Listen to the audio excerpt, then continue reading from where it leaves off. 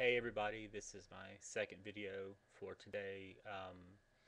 Basically just a follow-up of what I did earlier, and I guess I kind of wanted to talk about how I came into the situation that I am.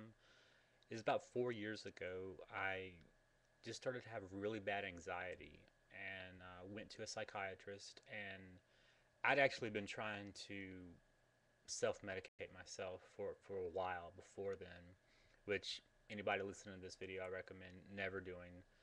um, Chances are you're really going to mess yourself up, and which I did.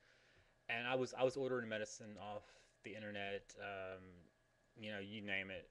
If I could get my hands on it, I was probably ordering it, and I think that actually increased my anxiety even more.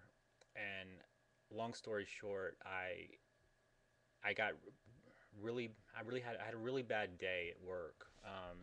It actually started with a migraine headache, which I get quite frequently, and I was scheduled. I think this was Thursday. I was scheduled the following day off already, and I went home early.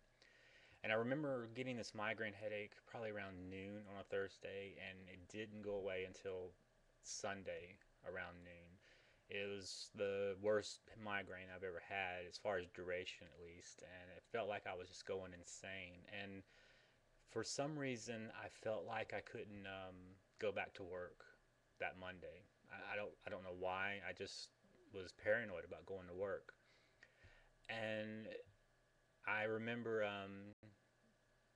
kind of sort of calming myself down Sunday night. Went into work. Everything was it was fine. It was just a regular work day, regular Monday. And then I got home and I started to get these panic attacks again Monday evening, and I remember just thinking, there's no way I can go into work the next day. And so what I did is I checked myself into this some outpatient therapy, and I saw a psychiatrist there, and he prescribed me Klonopin, and he wrote me like a small prescription at first. It was like 10 1 milligram Klonopin pills, and he just wanted to see how it would affect me, and it seemed to help. And so after that, he wrote me a prescription for 90. He wanted me to take basically one in the morning, one around lunch, and I guess one in the evening. So I was taking them 3 times a day, and that was 90 per month, which in retrospect, was just way too many. It was just excessive. And before I knew it, I just built up a really high tolerance to the medication, and I continued to take it, and then I started to get my Klonopin from my primary care physician. A few months after that, it didn't seem like 90 was enough, and my primary care physician actually wrote me a prescription for 120 milligrams per month, which thinking back now is just insane. And I think I was on 120 for at least a year, and then after that, I really decided that I wanted to stop taking them. And this is probably a year and a half into um, taking the Klonopin. And I think I remember him cutting the dose down to 60 1 milligram pills per month. And I was handling it pretty well for the most part, but there was those days where, or those months, I should say, where a couple of days come and I'm about to get my refill, but I'm a couple of short for various reasons I want to get into now. But I I would start to go into the withdrawals after 24 to 48 hours. My body definitely needed the Klonopin, and withdrawals from Klonopin, or I guess any benzodiazepine, is extremely difficult. And so anyway, that's basically what I've been going through for the last 2.5 years, and I'm finally just trying to take control of this, and more or less, I should say, giving it over to God. That's really what I'm doing.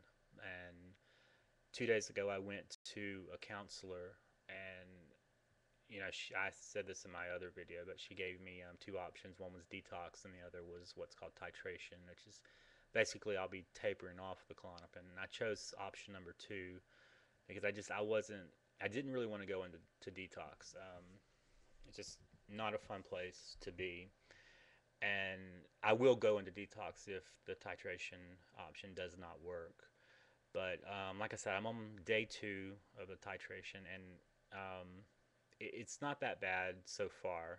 I had today. There was a few moments where I wanted to have a Klonopin, and I wasn't quote unquote scheduled to take it yet. And ironically, now I'm about to go to bed, and I don't really feel like I need the Klonopin. But I think that's kind of the way it goes. It's kind of up and down as far as as far as the cravings for the medication. So I definitely am anticipating, some good days and some bad days, and some days that are sort of in between. But anybody that's listening to this, if you can want to put comments up for advice, if you've gone through what I'm going through or what I will be going through, please do so. You can put them in the comments section below, or you can post video responses if you want to.